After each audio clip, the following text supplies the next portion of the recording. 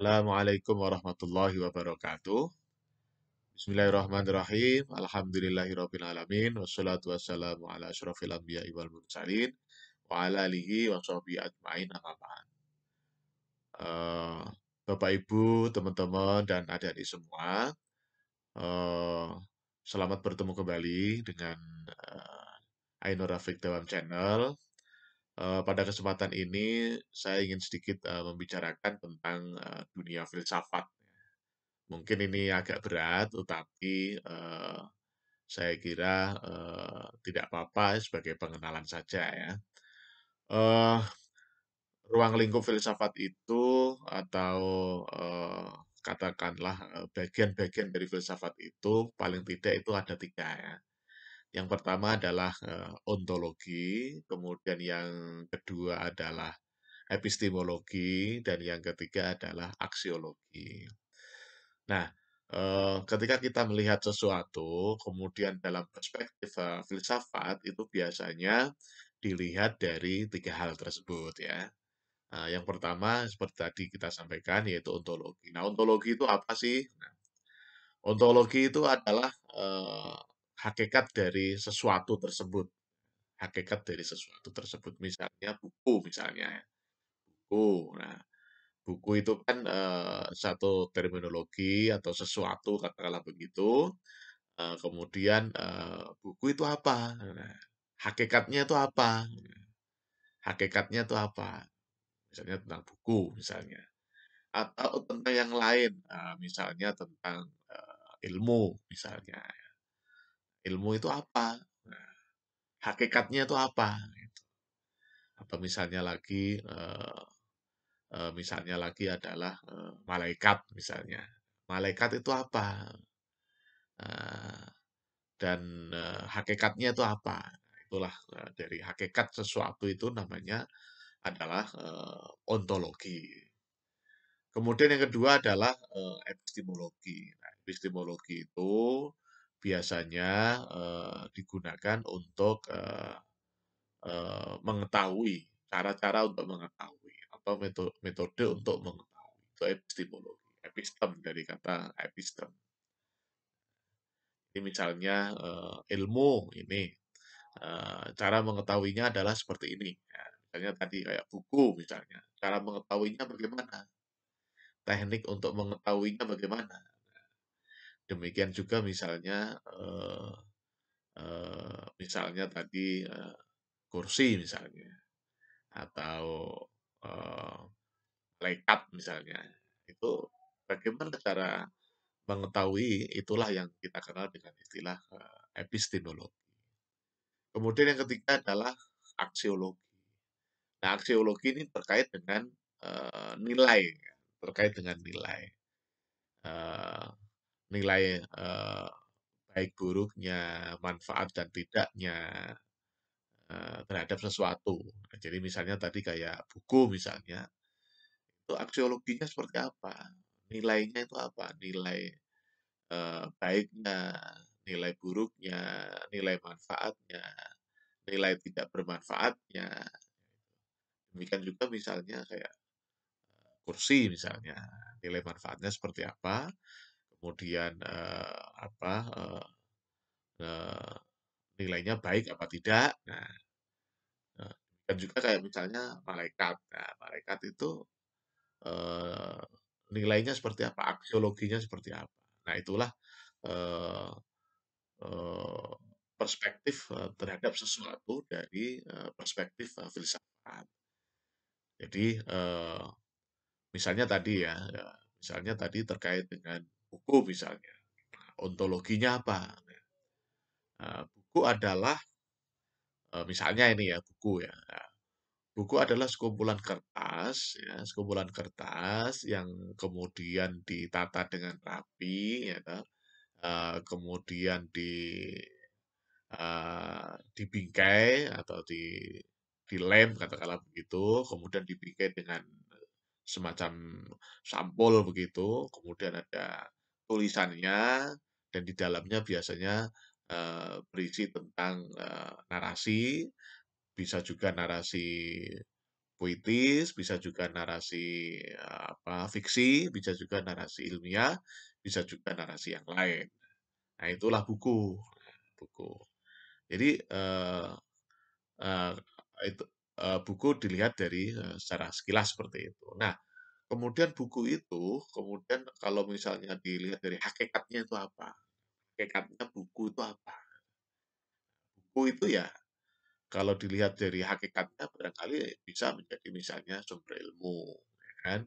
Nah, demikian juga sebagai, sumber hiburan atau sebagai alat hiburan. Nah, karena, eee, bagi, eee, bagi teman-teman, bagi kawan-kawan, bagi bapak ibu yang melihat misalnya itu adalah sebagai ilmu pengetahuan, nah, buku yang isinya ilmu pengetahuan itu, akan bermanfaat bagi buku itu, bagi Bapak Ibu yang sesuai dengan keilmuannya. Misalnya buku tentang statistik, itu sangat, bermanfaat itu sangat, menjadi sumber ilmu yang, sangat penting bagi, seorang guru atau dosen, statistik. Nah, demikian juga mungkin, komik misalnya.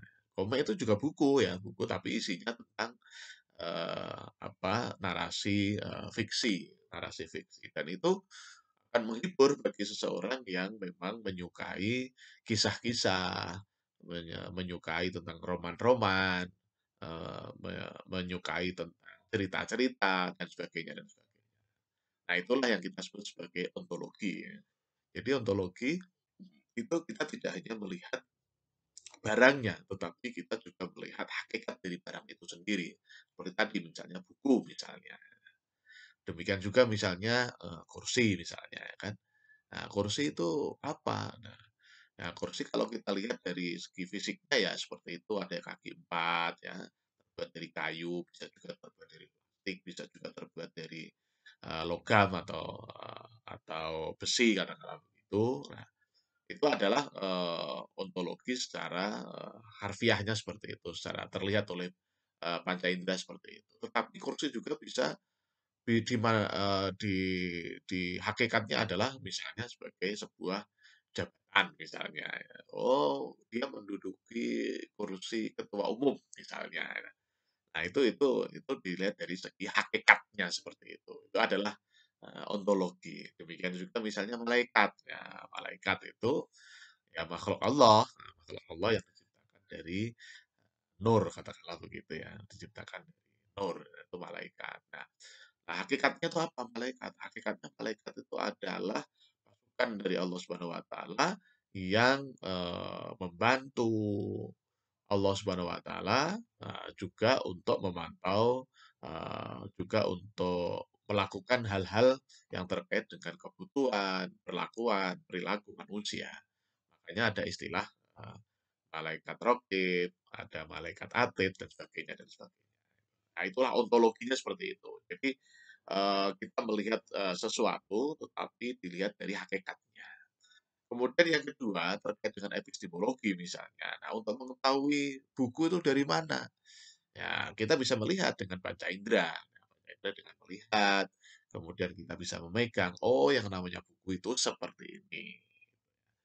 Nah, kalau misalnya, kursi juga bisa karena dia benda ya, jadi dia bisa, cara mengetahuinya atau epistemologinya kita dengan melihat, dengan, memegang dan sebagainya, atau menduduki katakanlah karena kursi ya, menduduki kursi.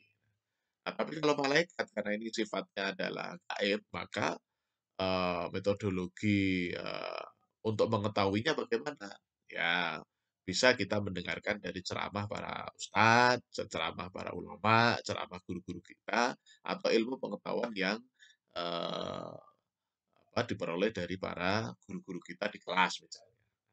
Itu metodologi, untuk mengetahui atau epistemologinya untuk mengetahui malaikat itu seperti itu. Jadi, dari ceramah, ustadz, ulama, guru kita di kelas. Atau juga, bisa dilihat, bisa, mengetahuinya melalui kitab suci ya, kitab suci. Kalau dalam Islam tentunya Al-Qur'an ya. Itu ada malaikat-malaikat. Misalnya ini, salah satu ayat, Bismillahirrahmanirrahim. Innallaha wa malaikatahu yusholluna 'alan nabi. Ya ayyuhalladzina amanu shollu 'alaihi wa sallimu taslima. Jadi ada kata-kata malaikat di situ. Jadi bagi umat Islam maka untuk mengetahui malaikat itu bukan hanya untuk mengetahui, tapi harus wajib mengimani adanya dan apa hubungan kita dengan malaikat, katakanlah begitu. Itulah epistemologinya. Jadi untuk epistemologi ini kita tidak hanya menggunakan panca indera, kita juga menggunakan akal kita juga harus menggunakan pemikiran kita juga harus yang paling dalam adalah menggunakan hati nurani kita. Itu adalah epistemologi. Kemudian yang terkait dengan aksiologi, katakanlah misalnya buku tadi. Buku nilai manfaatnya luar biasa.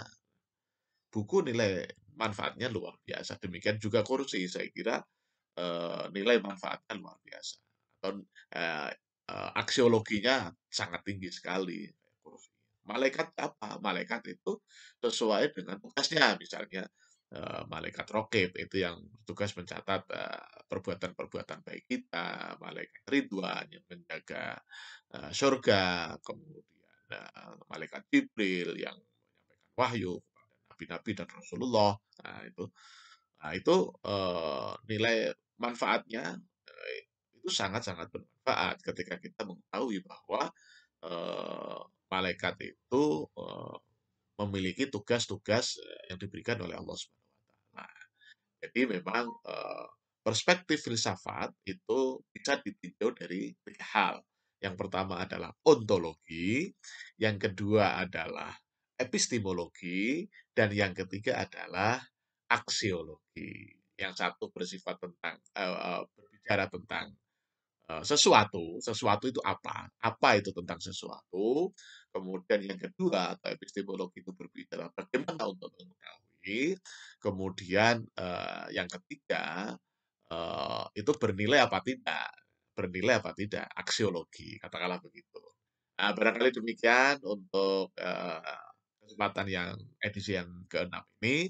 Semoga bermanfaat.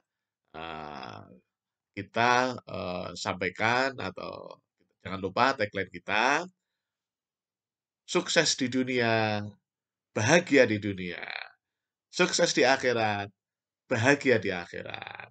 Terima kasih, mohon maaf atas kekurangan. Assalamualaikum warahmatullahi wabarakatuh.